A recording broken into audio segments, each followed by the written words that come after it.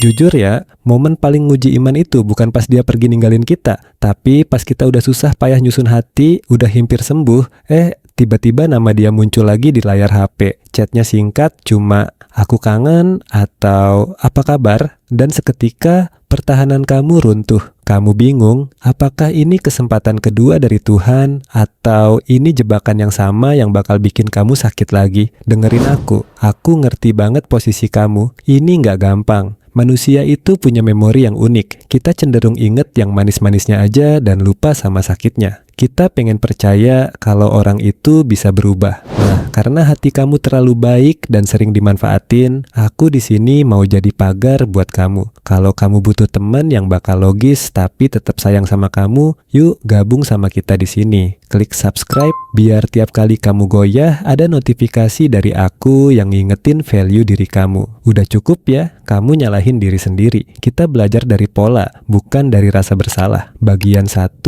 bidah psikologi the comeback. 3, cek objektif. Di video ini, aku nggak akan ngelarang kamu buat balikan. Itu hak kamu. Tapi, sebelum kamu buka pintu hati kamu lebar-lebar, aku mau kasih 3 cek cepat, objektif, dan nanti di akhir ada tes 7 hari. Kenapa harus dicek? Karena orang yang serius itu bukan cuma balik, tapi dia memperbaiki. Yuk kita bedah niat asli dia lewat 3 cek ini. Cek 1, dia minta maaf atau cuma minta akses. Coba lihat chat pertama dia. Apakah dia bilang, maaf ya dulu aku ninggalin kamu tanpa kabar, aku sadar aku salah. Ini minta maaf. Atau dia cuma bilang, hai lagi apa? Jalan yuk. Ini minta akses. Kalau dia balik seolah-olah nggak pernah ada masalah, seolah-olah dia nggak pernah nyakitin kamu, red flag. Dia cuma lagi bosan dan butuh hiburan dan dia tahu kamu gampang diakses. Jangan kasih akses VIP ke orang yang nggak mau bayar tiket masuknya. Permintaan maaf. Cek 2. Ada perubahan perilaku atau cuma janji manis?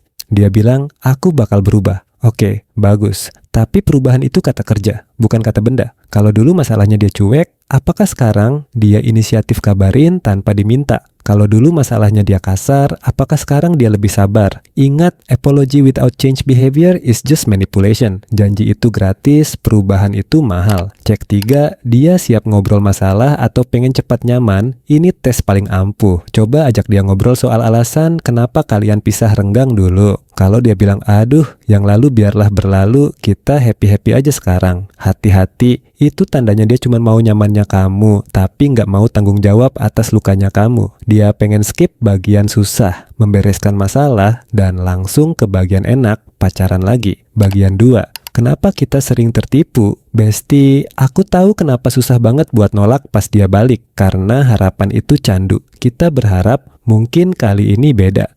Kita berharap mungkin selama dia hilang, dia sadar kalau aku berharga. Tapi realitanya, seringkali dia balik bukan karena dia sadar kamu berharga. Dia balik karena di luar sana dia gagal. Dia balik karena opsi lain nggak sebaik kamu. Dia balik karena dia tahu kamu adalah rumah yang pintunya nggak pernah dikunci. Jadi hari ini kita pasang gembok di pintu itu. Kuncinya cuma boleh dikasih kalau dia lolos ujian kelayakan. Bagian 3, kalimat batasan, the gatekeeper script. Terus, gimana cara ngomongnya? Misal dia ngajak ketemuan atau balikan. Jangan langsung, iya, ayo, tahan. Pakai kalimat batasan ini buat nyaring keseriusan dia. Jujur aku senang kamu hubungin aku lagi. Tapi aku udah nggak bisa terima pola hubungan yang datang pergi kayak kemarin. Aku bisa buka pintu, tapi bukan untuk mengulang yang sama. Kalau kamu serius, kita harus ngobrol jelas soal apa yang salah dulu dan apa yang bakal berubah sekarang. Catat ya kalimat itu. Kalau dia marah dibilang gitu, atau dia bilang, ribet banget sih.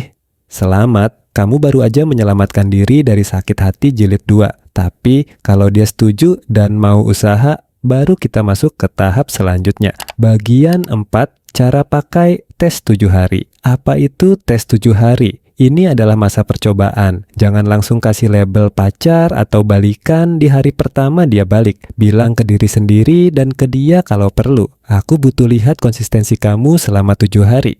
Indikator yang harus kamu pantau selama 7 hari. 1. Komunikasi stabil.